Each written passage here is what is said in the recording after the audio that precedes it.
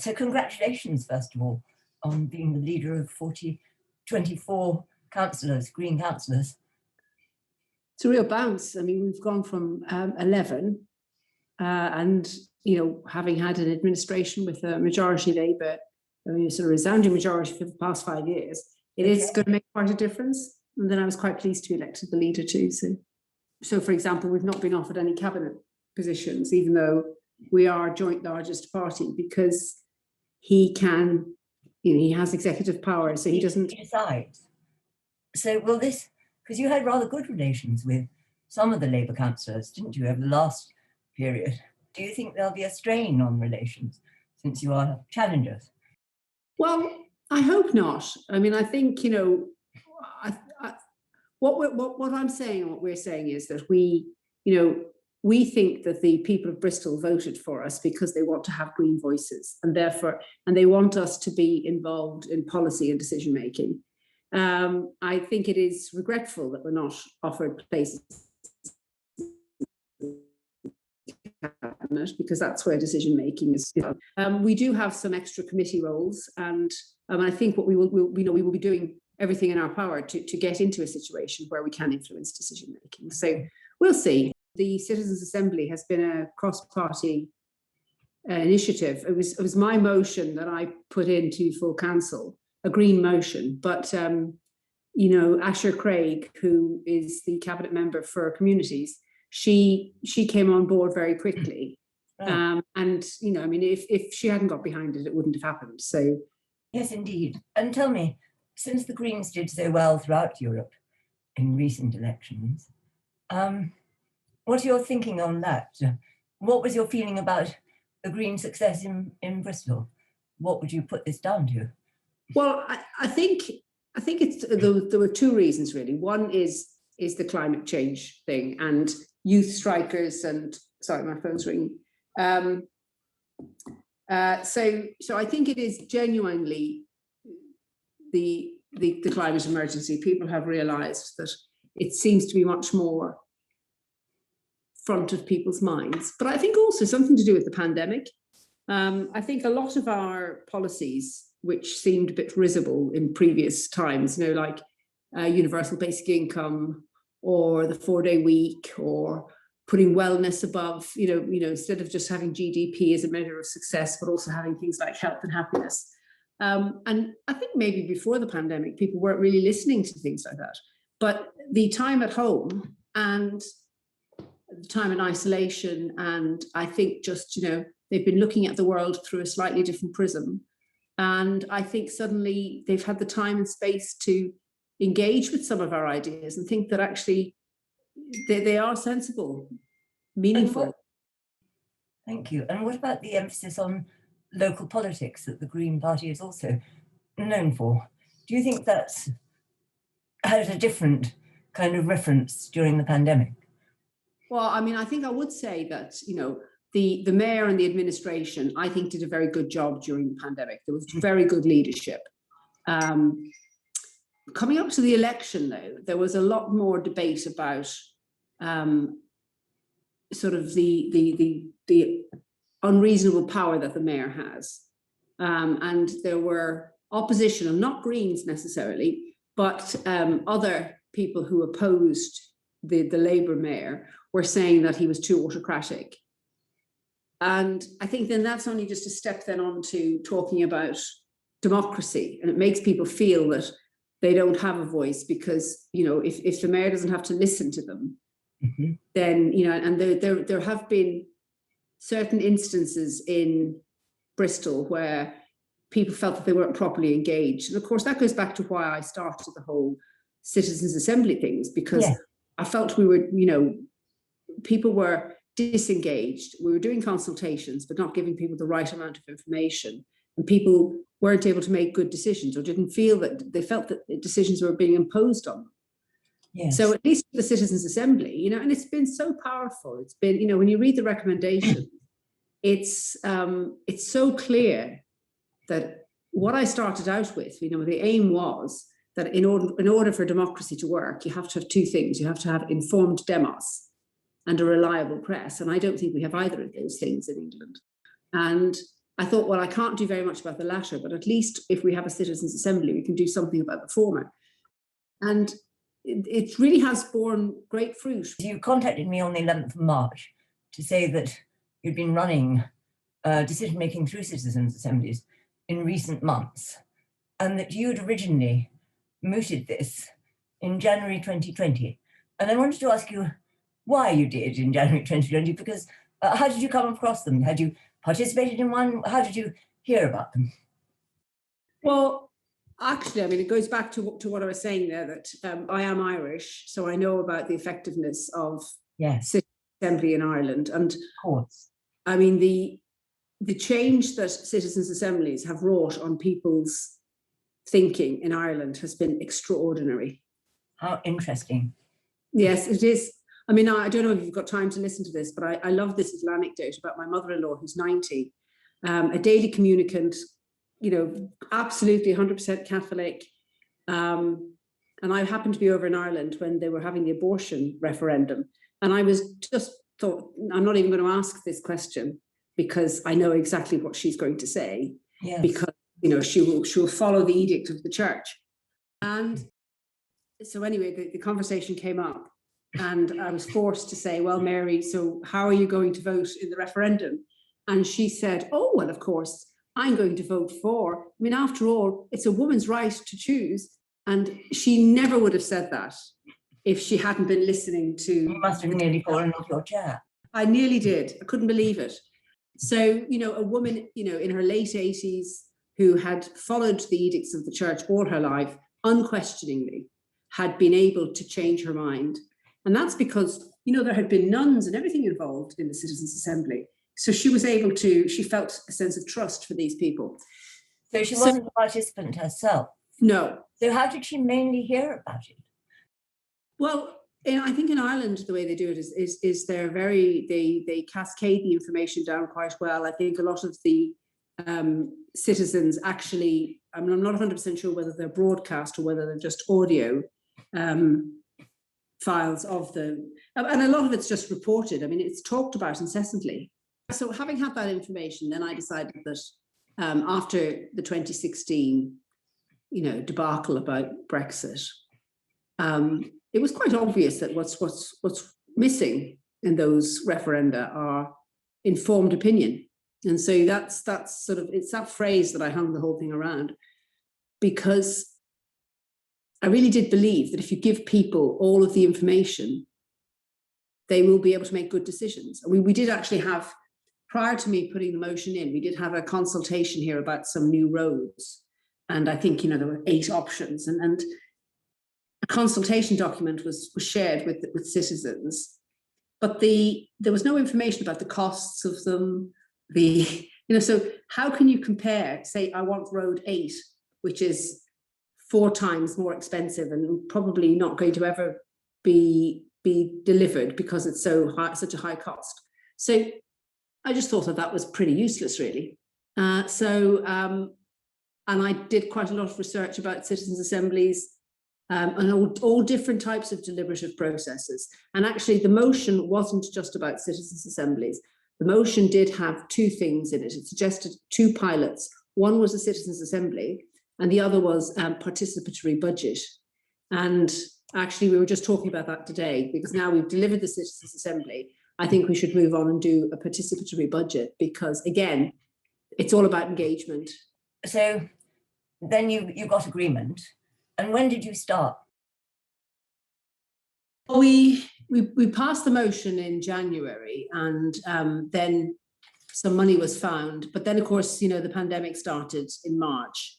And I thought all momentum would be lost, but actually it wasn't, you know.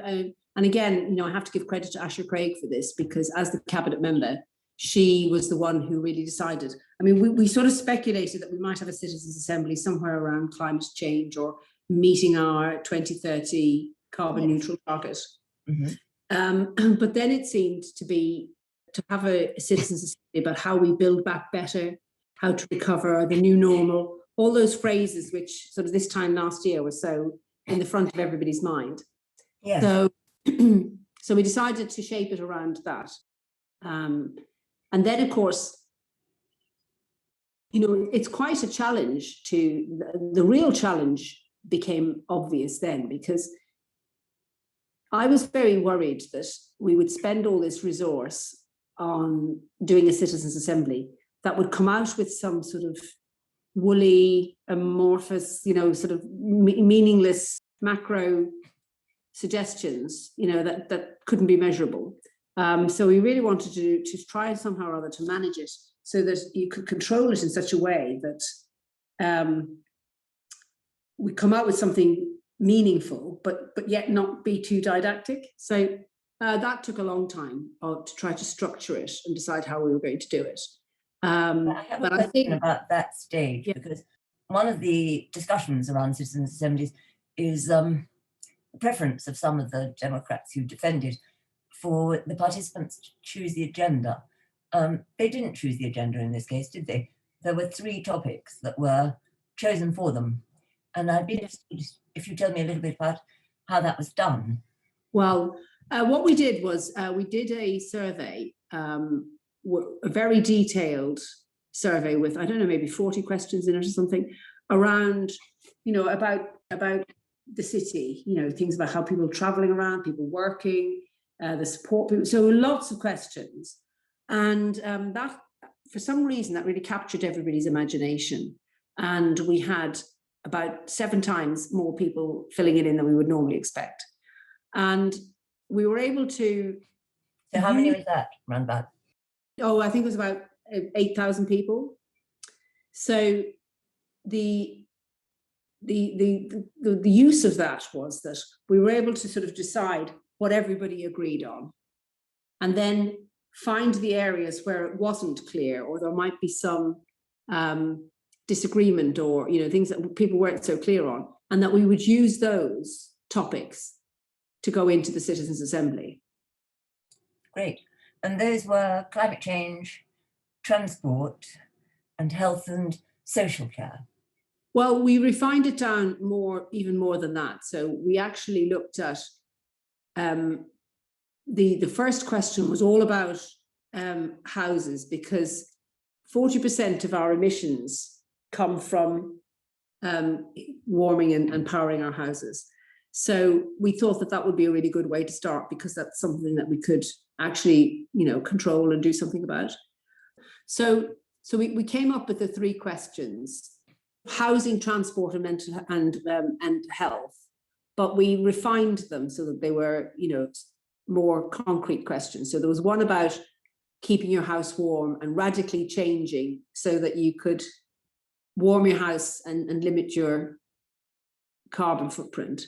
And then the other one was about livable neighbourhoods.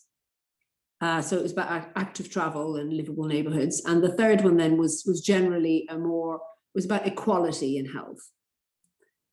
So having decided on the topics, we then had to decide how the citizens were going to come to their decisions. And that, of course, means then you had to give them expert advisors or people with lived experiences. And we decided at that point that we would set up an advisory panel. So we invited people, and actually, I think with hindsight, this is one of the most interesting things that happened, which was that, you know, we were working with some officers and said, all right, okay, we need to get an advisory panel to help choose the experts and the people with lived experiences. Could you tell me a bit about how the 60 representatives were chosen? Yeah, absolutely. So we used sortition, and we sent out 12,000 letters with invites, and it was oversubscribed. Yeah. So and what's more interesting, the types of people that most oversubscribed were the disabled and the Black and ethnic minority community. Wow. Who are the hard to reach. Yeah. That's very moving. It was very moving. It was. And so we used sortition, and the other thing that was interesting about it, of course, was because we used sortition, we used 7 criteria. So obviously there was sex and age was very revealing, because 20% of the population of Bristol are under 24. So 20% of the citizens were young, and we just, they changed the timbre of it and changed a lot about it, and they were really so dignified. Well, the other thing we did was we offered a stipend of £300 for attending the 4 weekends. Right. And I think that did make a big difference, because a lot of people who just maybe couldn't afford to take, if you've got a 0 hours contract, or you need childcare or whatever. And also, I think it made another difference, which is that people thought, oh, this is serious. You're actually going to listen to what I'm saying if you're going to pay me. Yeah. So that worked. So and then we decided. Also, we found, haven't we, during just recently, really, the big debate about supporting people to isolate has not been had. No. But what you're saying goes straight to that point too. Absolutely. So, I mean, they're doing all sorts of things to try to get people to isolate.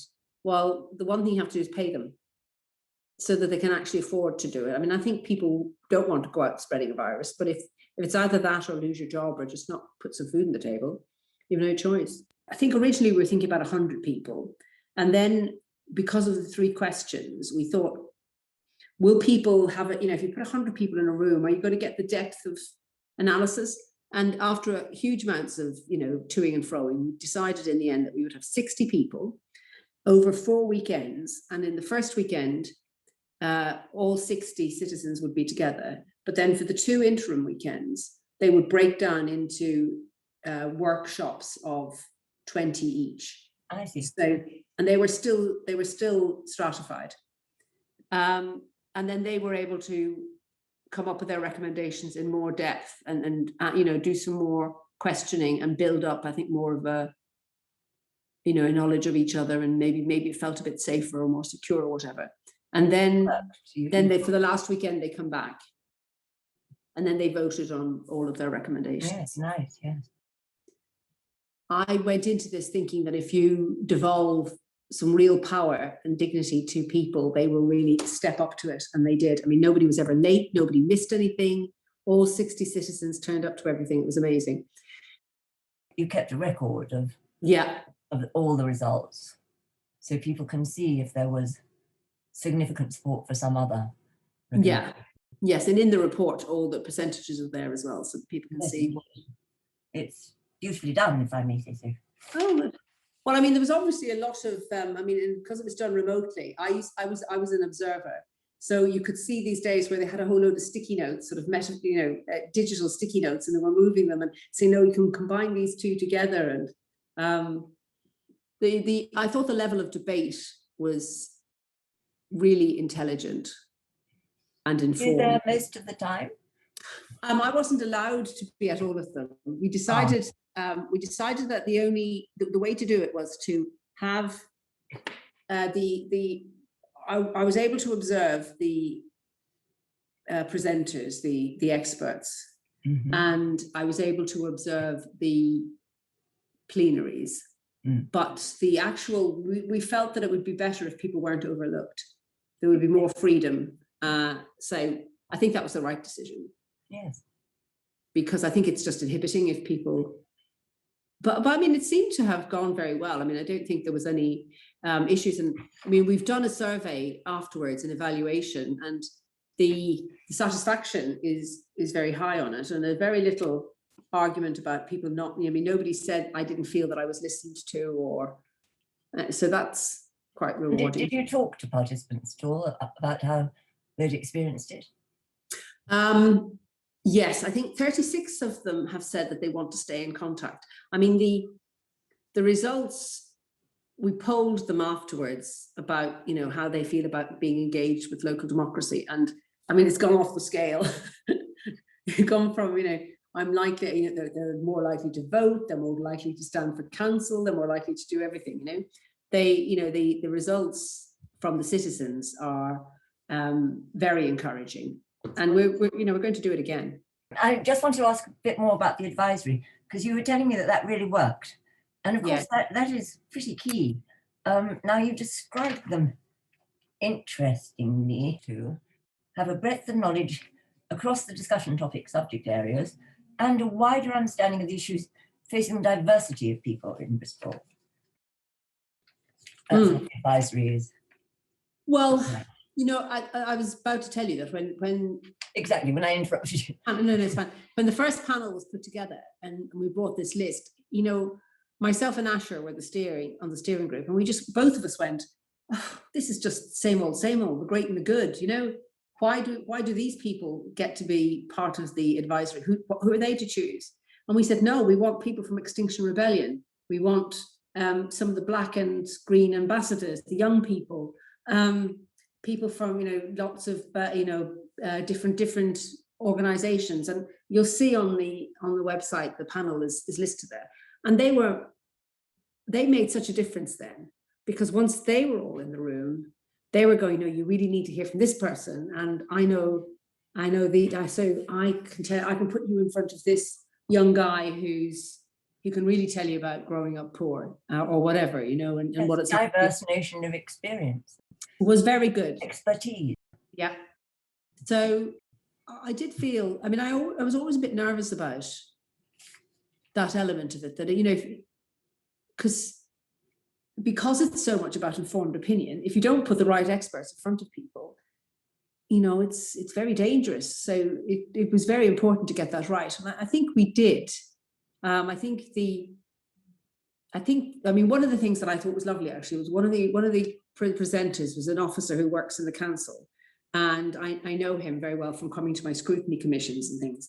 And when he was presenting to the citizens, he sort of with, you know, great emotional intelligence, changed his presentation style, and he was very warm and encouraging. Whereas with me as a member, he's a bit sort of a bit more distant and cooler.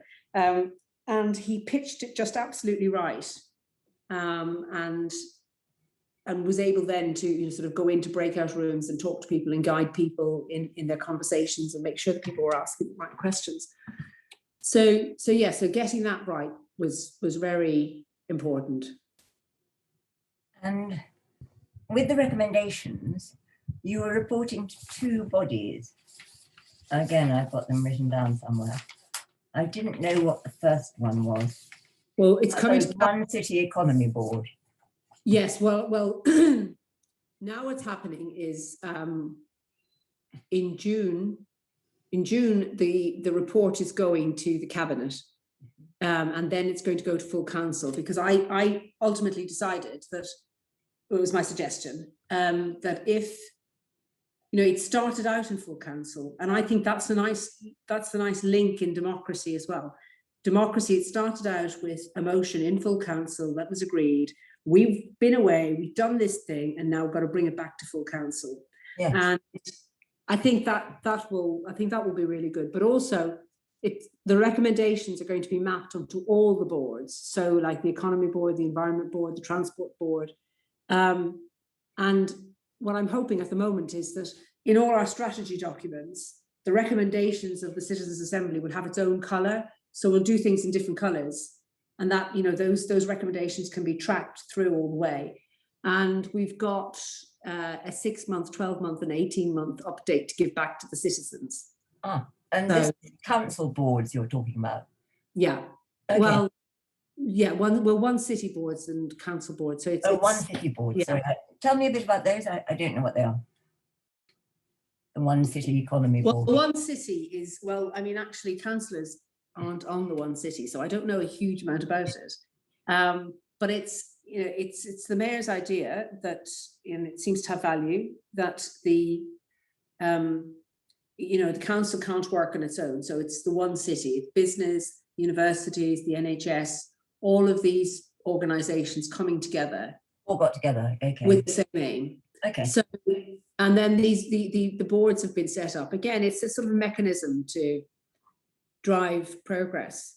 Okay. And, you know, and then obviously, you know, a lot of the recommendations are within the remit of the council anyway. So, yes, you know, they just have to be driven very, you know, we have to ensure that they're being followed through. So, I mean, one of the actions under one of the recommendations is that by 2030, 80% of all journeys in Bristol should be by public transport or by active travel. Very clear, you know, it's a mandate, and it says, you know, take 5% of cars off the road every year and take 5% of parking away for more cycle lanes and, you know, more cycle parking and walking. So, I mean, it's quite clear that's what the citizens want. And I think now we have, you know, we have a mandate to do that. Okay, so when you say you have a mandate, do you mean the council really has some kind of obligation to respond to these recommendations? Or do you mean that as leader of the 24 Green councillors, you have a particular mandate to... Well, I definitely feel I have a mandate from it, but also, I mean, Marvin has said he's accepted the recommendations. So that's another thing that is, it's difficult, and especially since it was our very first Citizens Assembly and we want to embed these processes. I didn't really want to tie us into something that was, so it could have been binding, or it could be advisory. So we ended up somewhere along the close to binding, in the sense that there's a presumption there was an assumption of acceptance. Well done. So and the report is being accepted. It's coming to cabinet, so therefore it's accepted. It's coming recommended. So therefore, you know, it's happening. That's really amazing. And I have to say that my experience of reading about citizen assemblies and watching some take place is that the participants feel really empowered by the process. Even if the product, even if the recommendations go against their personal decision, they really feel as if they've had a voice.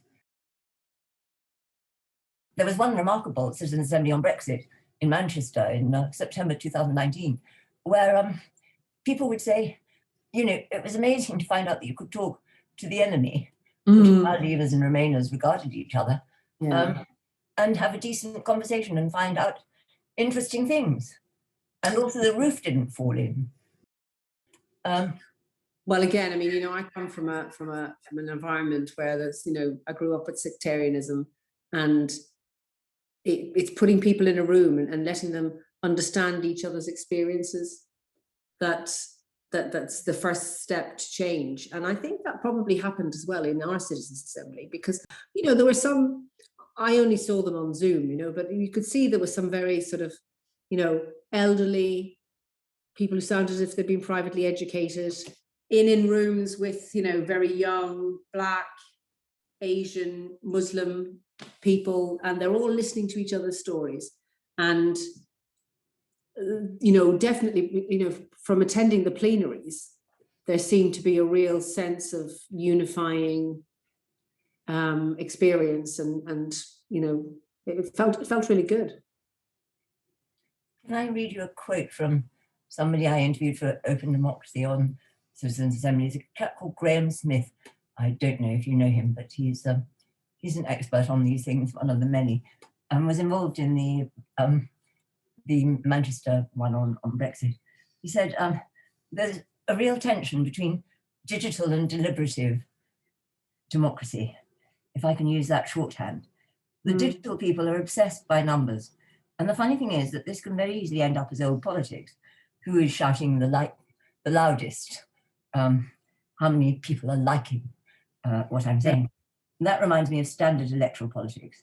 Proponents of this approach come to you saying, look how many people have engaged with this. Maybe it's a matter of political taste. The point about citizens' assemblies is that it's not a large group, but it is diverse. And you cannot be sure about that with online likes. Online engagement will almost certainly not have the diverse characteristics of the broader population, whereas selection by sortition in citizen assemblies builds this into the process. The other point that he made is about changing your mind. Yes. Should we make our decision by responding to people's views as they hold them now, given that their normal everyday interaction is with people like themselves, under conditions in which they may not have engaged much, if at all, with range of other views? Or should we create a democratic space in which people work these issues through with people who are different from them and who hold views that are different from theirs? This he calls politics of considered judgment. And I do think that's the core of a citizen assembly. You don't necessarily change your mind, but you might change your mind, and some do change their minds.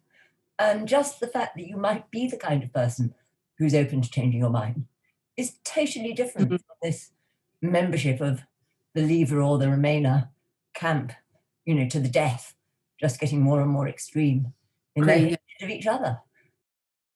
So in terms of diversity, deliberative processes trump the kind of digital spaces.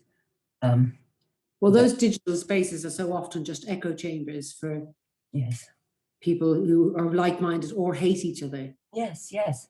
And they amplify it, don't they? Absolutely. Yes. Yes, I mean, I have to say that I think that those things are a complete waste of time. And I don't do any Twitter or anything like that because it's just a complete waste of time, and it's just upsetting, and also I think it just skews people's actions, because if you think that somebody's going to, you know, comment on what you're doing, you know, just go ahead and do what you want to do, what you believe is the right thing to do. So do you think that having a citizens' assembly, I don't know how much you were able to publicise it, impacted on the climate in which you did so well in the elections? You know, we haven't had a huge amount of publicity about it at all. People, Okay. you know, no, I mean, I thought, you know, I contacted, well, it's a bit frustrating that I'm sure this wouldn't go into any transcript, but if I contacted local BBC journalists, say, and I said, oh, there's a bit of a spat with the mayor, we're having a bit of a fight about something he's done, and they'd be here straight away. 5 minutes. But every time I kept saying, look, read the recommendations. It's amazing what they were doing. They're going, people aren't really interested at the moment. They're just interested in COVID. I'm going, it's recovery from COVID. That's what it is, you know, and they just, you know, I mean, they just haven't followed it up at all. And I think, I'm still hoping that maybe when it's reported to Cabinet. But the problem with Citizens' Assembly is that or deliberative democracy generally, is the vocabulary is unfamiliar to people. So when you start talking about sortition or you know, even deliberative democracy, these words are not known well enough. They don't have a clue, and I found that terrifying, because I've been watching how Boris Johnson has been systematically eliminating, I have to say Theresa May began it before him, eliminating deliberative democratic. Oh my God, absolutely. I mean, you know. And people, because they don't know the concept, they don't know the core of democracy is under attack. And of course, it begins with this toxic polarization online, but it travels in all directions. You know, the Supreme Court having to be castigated for judging that it was not a good idea to prorogue Parliament.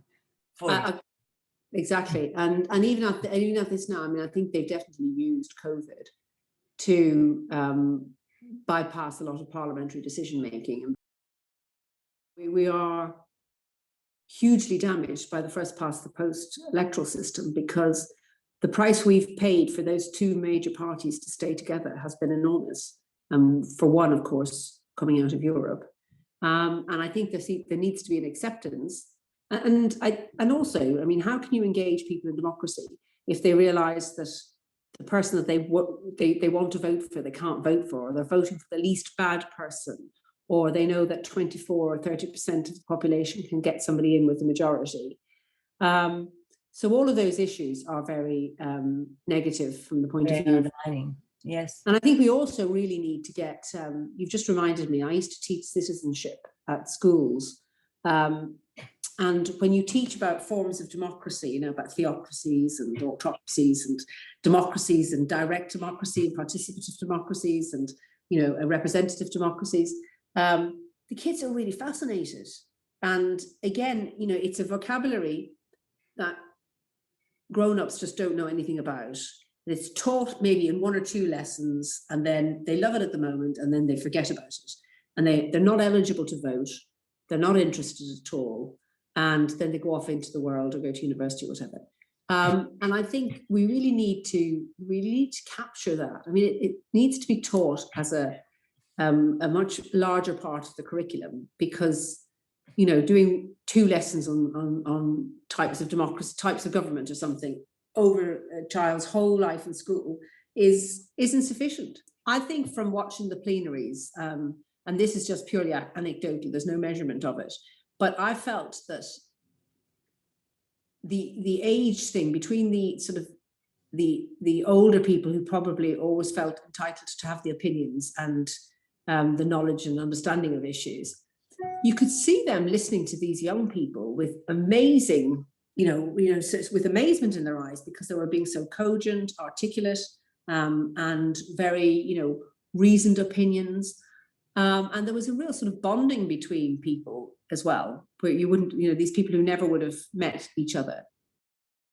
There was definitely recognition of the fact that people did change their standpoints and their views, and they moderated. And also, people accepted. There was a lot of people sort of saying, yeah, well, I mean, maybe I have a car and I don't like these things, but other people in the younger generation, they need this. And there was a lot of those types of statements. Yes, wonderful. Yeah, no, I think it's been really powerful. I've really enjoyed it. It's been certainly the most uplifting thing that I've done politically. You did say so. How are you going to get your kicks from now on in? Oh, well, I've got a big job now, haven't I? Because I've got loads of ideas of what I want to do with them. We've got 3 years now to make a difference. And I think, I think the fact that we have 24 Green councillors, I think it's really fantastic for the Citizens Assembly and for deliberative processes anyway, because I think we can really, we have the energy and the urgency to implement change as rapidly as possible. So, and I think that, of course, because the Green Party is very bottom up, I mean, we're not whipped, we're not, everything's by consensus. So we have that sort of ideology anyway. So we're going to do another Citizens Assembly next year. Mm-hmm. And hopefully a participatory budget as well, if I have my way. So it was only today when Asher and I were talking, we were saying that we forgot, we have to remember that there were 2 pilots, and the second one was the participatory budget. But in Scotland, they do this really well, and they have, sort of X Factor type competitions to come in and bid for the money and everything, and it's, people are hugely engaged in it. And I think that would really, and again, it's to try to get to the hard to reach people, the white van man. It's not just BAME or disabled or the young, or it's to empower everybody. Everybody. Another one of the things that prompted me to do this motion was in the 2017 election. There was an interview on the television, and they were doing a vox pop, and they stopped this woman in Bristol. She probably looked in her late 20s, pushing a pram, lovely looking woman. And they said, "Oh, what are you going to do? Who are you going to vote for in the election? Or what are your thoughts about it?" or something. And she said, "Oh no, that's not for me. I don't know about those things. I couldn't do that." And that really broke my heart, to think that we have citizens who feel that, democracy, that they're not good enough for it, was what she was essentially saying. I'm not intelligent enough. I'm not smart enough. I can't exercise my vote. And that is tragic and heartbreaking. So, I mean, what we really need to, I mean, I don't think that representative democracy should be replaced. I think it can be, I think citizens' assemblies can be used to either sort of, either major big topics at a national or at a regional level. So I think, a citizens' jury from all across the city, give them all the information, let them make some decisions, and I would trust them to come up with something that would preserve the heritage of the city while giving homes, affordable homes, and be able to build a community in a sort of, a brownfield site, close to all of the amenities of the water in the city. It's a fantastic opportunity, but everybody's nervous that there's going to be skyscraper tower blocks being built there, Whereas I think maybe, I don't think the citizens would do that. So I'm really pleased that so over 50% of the citizens in the Assembly want to keep to stay involved. And of the 7,500 or whatever who filled in the survey, over 2,000 of them wanted to be in the citizen. And there was loads of people coming to me going, "Can I be in the Citizens Assembly?" I want to. I was saying, it doesn't work like that. That is the huge problem, that only a few can participate. Yeah. But again, that's not a bad thing in a way, is it? Because it did make the citizens who were chosen, they felt you know, quite, you know, Very it's special. yeah. And very responsible. I mean, they become terribly responsible. Absolutely. Well, I mean, you know, as I said, nobody was even a minute late. Mm. And it was extraordinary. At 10 o'clock, poof, everybody's there. Marvelous. And paying lots of attention. You know, people weren't putting their, they weren't turning the videos off or anything. It looked good. That's good. Thank you very much for your time. It's very nice to speak to you, Rosemary.